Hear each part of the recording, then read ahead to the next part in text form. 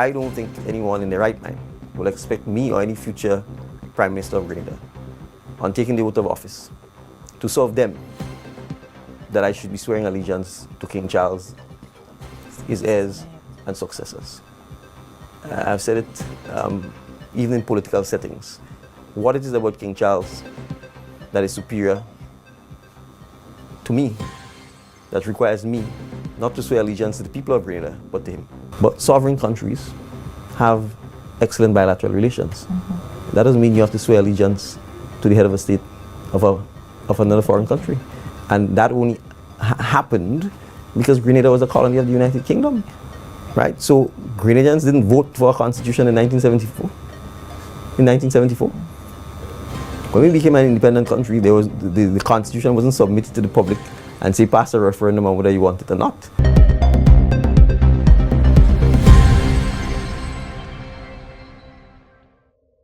All right, so thank you, Patrick, for your question. I think first of all, I've said constitutional changes or amendment that is not a priority for the government.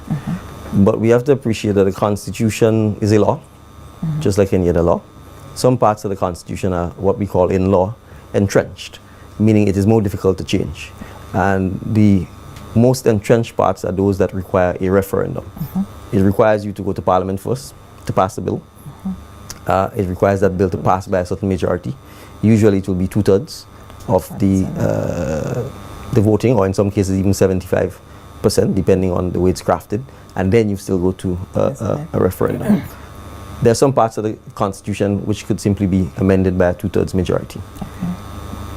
The issues such as the oath of allegiance is frankly so low on the totem pole that it is really, in my view, someone who does not appreciate what our history is and who doesn't appreciate the enormous sacrifice made by those who came before us to get us to a point where we have not just freedom as individuals, but sovereignty as a small island developing state, that would think it is okay for us to be still swearing allegiance,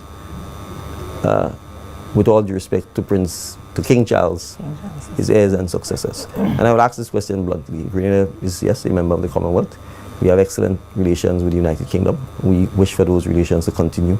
Just recently, as this week, we had the partnership, for example, in the UK SIF with the Southern Wastewater project. But sovereign countries have excellent bilateral relations. That doesn't mean you have to swear allegiance to the head of a state of another foreign country. And that only happened because Grenada was a colony of the United Kingdom, right? So Grenadians didn't vote for a constitution in 1974. When we became an independent country, the constitution wasn't submitted to the public and say pass a referendum on whether you want it or not. So there is no such thing as unilateral in law. Lawmaking isn't a contract in the strict sense between two private persons.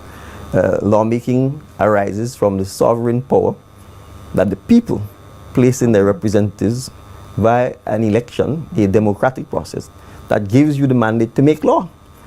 And if the public gives us the mandate to make law, and if the size of that mandate is sufficient to allow us to change the Constitution via the regular lawmaking process, there's no unilateralism in that. So when we pass all of the pieces of legislation, isn't it the same unilateral process?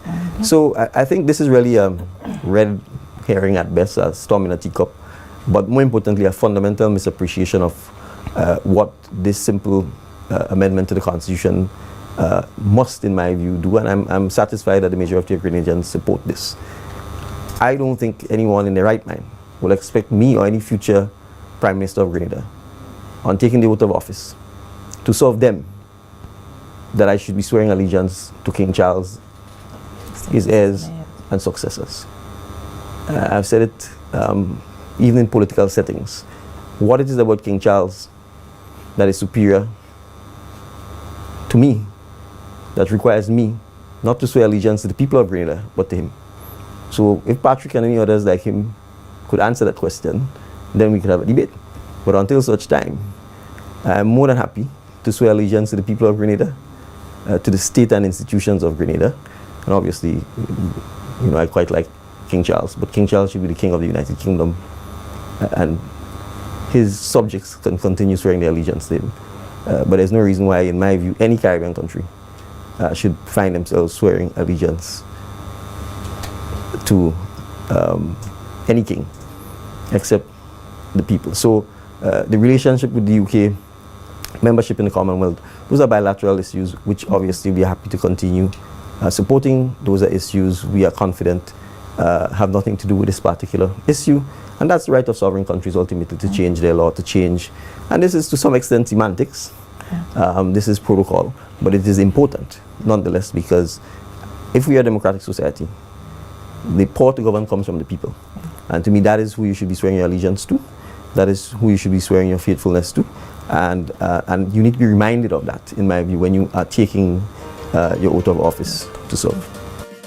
Hi everyone, thanks for checking out the Bub Report's social media pages. If you'd like to get more videos, show highlights, and watch our weekly live show, follow our Facebook, Twitter, and Instagram pages, and also subscribe to our YouTube channel. You can catch repeat episodes on Wednesdays at 4 and 5 p.m. respectively on CRFM Radio and GBN TV in Grenada. We are also viewed on Sundays at 8 p.m.